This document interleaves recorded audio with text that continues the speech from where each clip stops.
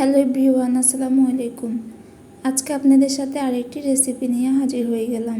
আজকে আপনাদের সাথে যে রেসিপিটা শেয়ার করব সেটা একবার হলেও বাসায় ট্রাই করবেন, আর একবার খেলে বারবার খেতে ইচ্ছে করবে।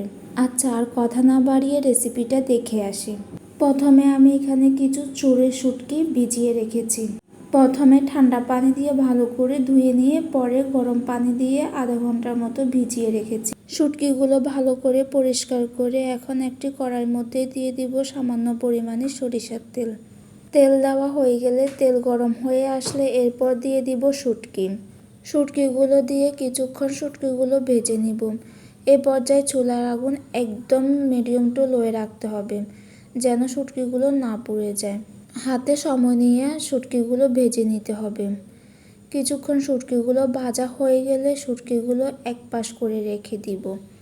এক পাশ করে দিয়ে অন্য পাশ দিয়ে দিব কিছু পরিমাণে কাঁচামরিচ এবং সাথে দিয়ে দিব রসুন। আমি মাঝারি সাইজের একটি রসুনকে দিয়ে দিলাম। রসুন আর কাঁচামরিচ দিয়ে এগুলো কিছুক্ষণ নেড়েচেড়ে রসুন আর কাঁচামরিচগুলো ভেজে নিব। যেহেতু রসুন ভাজতে একটু সময় লাগে, তাই একটু সময় নিয়ে রসুনটাও ভেজে নিতে হবে। এরপরে দিয়ে দিব কিছু পরিমাণে পেঁয়াজ কুচি দিয়ে পেঁয়াজ কুচিটাও এ পর্যায়ে কিছুক্ষণ ভেজে নিব।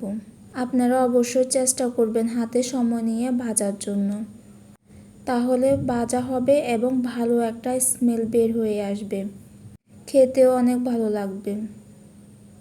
এভাবে সবগুলো উপকরণ ভেজে নেবেন।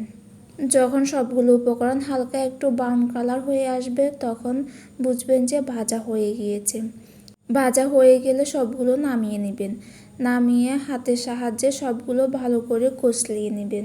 এ পর্যায়ে কেউ চাইলে হালকা একটু ব্লেন্ডার দিয়ে ব্লেন্ড করেও নিতে পারেন, বা কেউ তা না হলে পাটার মধ্যে একটু বেটে নিতে পারেন, কিন্তু আমার কাছে সবচেয়ে ইজি মনে হয় যে হাত দিয়ে কষলিয়ে নিলে।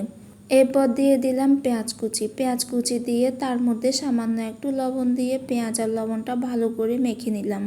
এরপর দিয়ে দিলাম 1 চামচ পরিমাণে চিলি ফ্লেক্স বা শুকনো মরিচ এবং সাথে দিয়ে দিলাম সরিষার তেল। দেওয়া হয়ে গেলে সবগুলো উপকরণ ভালো করে মিক্স করে নেব। এ পর্যায়ে আপনারা ধনিয়া পাতাটা দিয়ে দিবেন। আমার বাসায় ধনিয়া পাতা ছিল না, তাই ধনিয়া পাতা দিতে পারি না। এই তো কমপ্লিট হয়ে গেল আমার চড়ুই শুঁটকির ভর্তা। মাশাআল্লাহ, দেখতে যতটা না হয়েছে খেতে তার চেয়েও বেশি মজা হয়েছে।